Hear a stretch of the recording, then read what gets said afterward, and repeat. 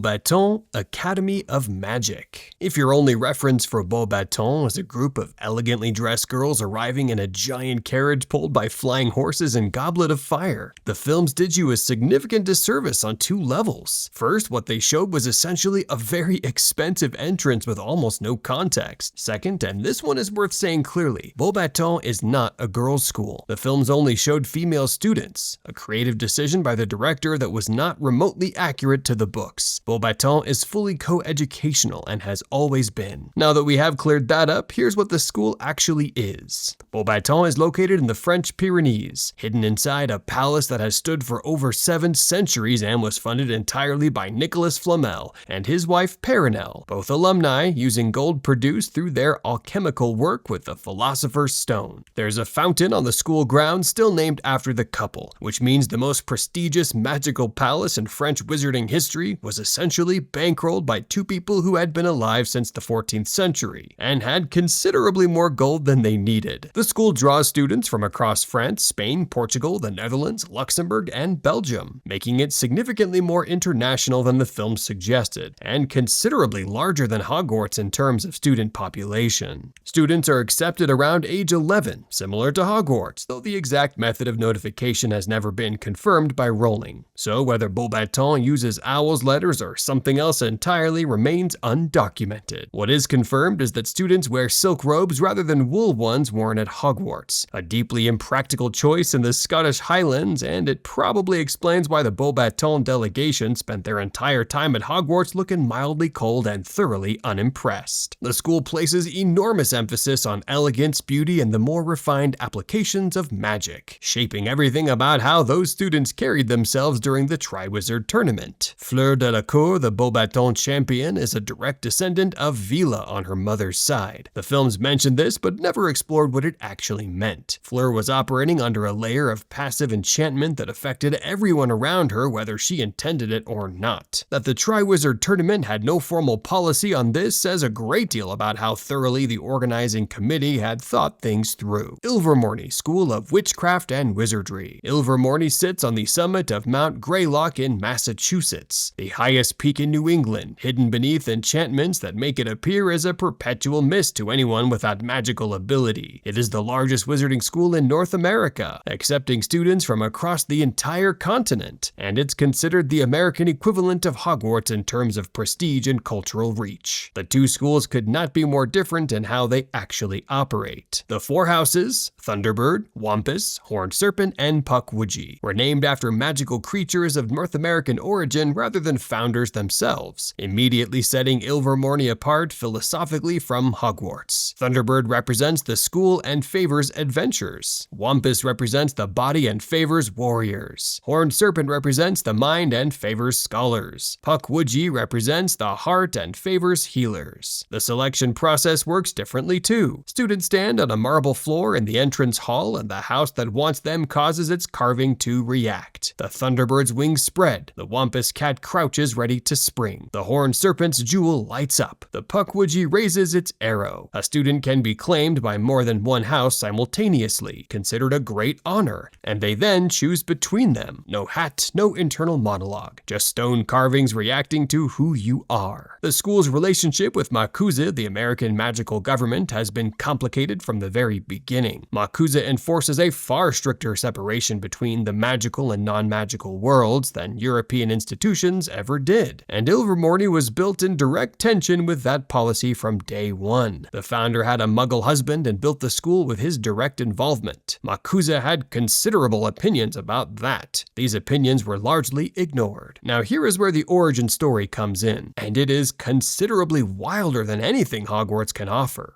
Ilvermorny was not founded by powerful, established wizards with resources and reputations already intact. It was founded by a traumatized Irish teenager named Isolde Sayer, a descendant of Salazar Slytherin, who expected an abusive pure-blood fanatic aunt. Stowed away on the Mayflower in 1620, settled in Massachusetts under a false name, married a Muggle man, and started teaching magical children in her home. That home became Ilvermorny, where Hogwarts grew from medieval institutional ambition. Ilvermorny grew from survival, immigrant experience, and a deliberate choice to build something inclusive rather than exclusive. That difference shapes everything about how the two schools feel, even on paper. Mahoutokoro. Mahoutokoro is the smallest of the 11 wizarding schools and sits on the topmost point of the volcanic Japanese island of Minami-Iojima, one of the most remote and inhospitable locations of any school in the wizarding world. The island is so small and so isolated that it barely registers in Muggle maps, which serves as its own form of concealment without requiring extensive additional enchantments. The volcanic landscape surrounding the school means that the view from the uppermost towers is simultaneously one of the most dramatic and one of the most dangerous of any educational institution on Earth, magical or otherwise. Students began their education younger than at any other wizarding school, accepted as young children rather than at 11, and during their early years they do not live at the school. Instead, they commute daily on the backs of giant storm petrels, enormous magical birds that carry them across the sea to the island at extraordinary speed. The journey itself is considered part of the education, teaching students from an early age that magic requires commitment, endurance, and a willingness to show up regardless of conditions. A daily oceanic crossing before class starts has a way of filtering out anyone not genuinely serious about their education. When students first arrive, they're given robes that are enchanted to grow with them and change color as their magical ability develops, beginning pale and gradually deepening in hue as the student progresses through their years at the school. The color progression is visible to everyone, meaning a student's magical development is not a private matter, but a public one, worn by their body every day. If the robes turn white again, it signals serious magical transgression, or that the student has turned toward dark magic, resulting in immediate expulsion and referral to the Japanese Ministry of Magic for prosecution. The robes function as a continuous and completely transparent assessment system, removing any possibility of concealing regression or ethical violation. Mahoutokoro places particular emphasis on the written and spoken word in magical practice, with an approach to spellwork that prioritizes precision and intentionality over power. The school has a long tradition of wand work that integrates calligraphic principles, treating the wand movements as an extension of written language rather than simply a mechanical gesture. Graduates are considered among the most technically precise spellcasters in the world, capable of extraordinary accuracy and complex enchantments that would challenge far more experienced wizards from other traditions. The school also produces, according to Rowling, some of the finest Quidditch players alive, with the sport treated with the same seriousness as any academic subject and training beginning at a very young age. The combination of daily high-speed travel on magical birds and early, intensive Quidditch training produces graduates with aerial skills that most other schools simply cannot match. For the smallest school on the list, Mahoutokoro has an outsized reputation and a philosophy of magical education that is genuinely unlike anything practiced in Europe. Durmstrang Institute. Durmstrang is the school the films introduced as the mysterious northern rival, and then mostly used as a backdrop for Victor Krumm's entrance and Hermione's complicated feelings about it. The actual history of the school is considerably more interesting than anything the films bothered to explain, and considerably darker than most people realize. The exact location is deliberately kept secret, known only to those who attend or have attended. It's believed to be somewhere in the far north of Europe, possibly Scandinavia or northern Russia, situated in a region cold enough that the Durmstrang students arrived at Hogwarts in furs rather than robes. The school does not send owls to prospective students for fairly obvious reasons, since revealing the owl's origin would reveal the school's location. How students are notified has never been officially confirmed, which, given everything else about Durmstrang's approach to secrecy, is probably deliberate. What makes Durmstrang genuinely distinctive is that it is the only wizarding school that teaches the dark arts as a full subject rather than just defense against them. Not the history of dark magic, not theoretical awareness of it, the actual practice. Igor Karkaroff, the headmaster during Goblet of Fire, was a Death Eater who had saved himself from Azkaban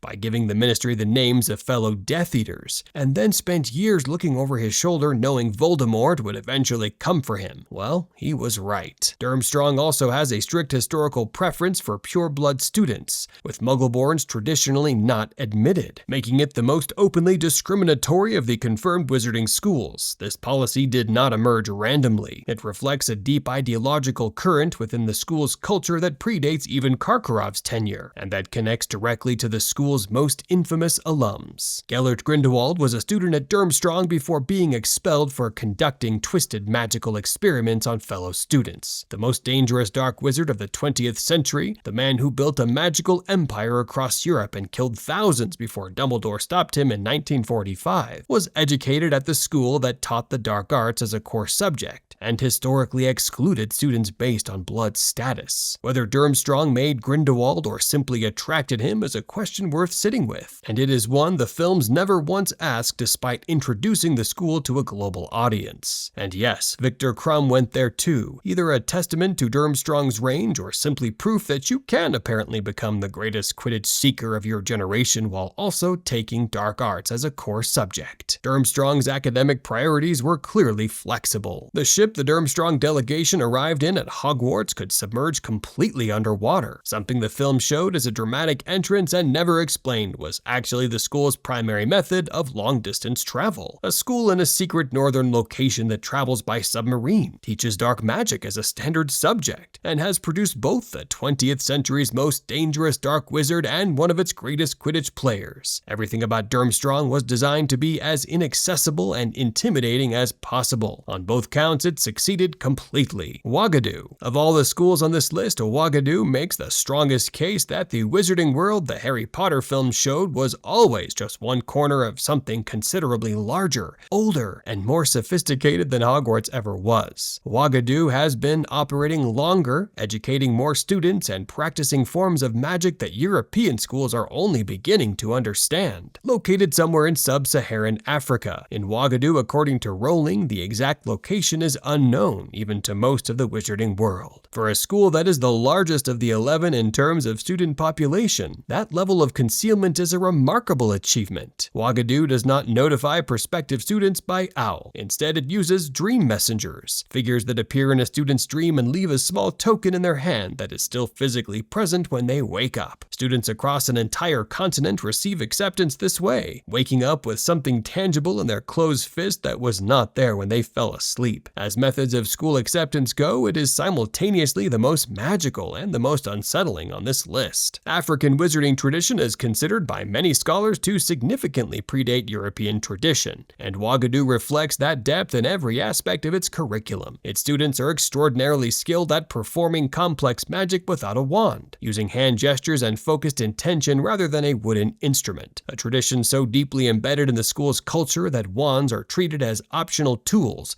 rather than essential equipment. Most European wizards cannot perform basic spells without a wand. Uagadou graduates consider wandless magic a foundation upon which everything else is built, and their proficiency in it makes them formidable in ways that standard European magic training simply does not prepare you for. The school specializes in self-transfiguration, astronomy, and alchemy, subjects that Hogwarts teaches at a relatively surface level, but Uagadou takes to extraordinary depths across a curriculum that spans multiple years of intensive study. The self-transfiguration program in particular produces graduates capable of animagus transformation at ages that European standards would consider remarkable, partly because the wandless tradition removes one of the primary barriers that makes self-transfiguration so difficult for European-trained wizards. Uagadou also has a particularly strong tradition in astronomical magic, drawing on centuries of African stargazing knowledge that predates European astronomy, and integrating it with magical practice in ways that produce graduates with an understanding of celestial influence on spellwork that goes considerably beyond anything taught in Hogwarts Astronomy Tower. The school's alchemy program similarly draws on traditions that predate Nicholas Flamel's work by centuries, and approaches the discipline from fundamentally different cultural and philosophical traditions. Uagadou's existence quietly and completely dismantles the assumption woven through the Harry Potter films that European magical education represents the pinnacle of what the wizarding world has to offer. It does not. It represents one approach among many, and given the depth and age of what Uagadou practices, not necessarily the most sophisticated one. Castelobruxo. Castelobruxo sits deep in the Amazon rainforest in Brazil, concealed within what appears to be an ancient golden temple that Muggle archaeologists have spent decades trying to locate and properly date without success, because the enchantments protecting it prevent them from ever quite finding what they're looking for. The temple predates the school itself by centuries, and the magical community's decision to build within it rather than construct something new reflects a philosophy about working with existing power rather than imposing new structures on the landscape, a philosophy that runs through the school's entire approach to magical education. The school is guarded by Caipora, small and intensely mischievous spirit creatures drawn from Brazilian indigenous folklore, who are ferociously protective of the grounds and have been known to deal with intruders in ways that strongly discourage repeat visits. Unlike the enchantments protecting most European schools, essentially invisible barriers, the Caipora are an active and unpredictable defense system with their own agency and motivations. They protect the school because they choose to, not because they were enchanted to, making them considerably more effective and considerably less predictable than a standard ward. The setting is not incidental to the curriculum.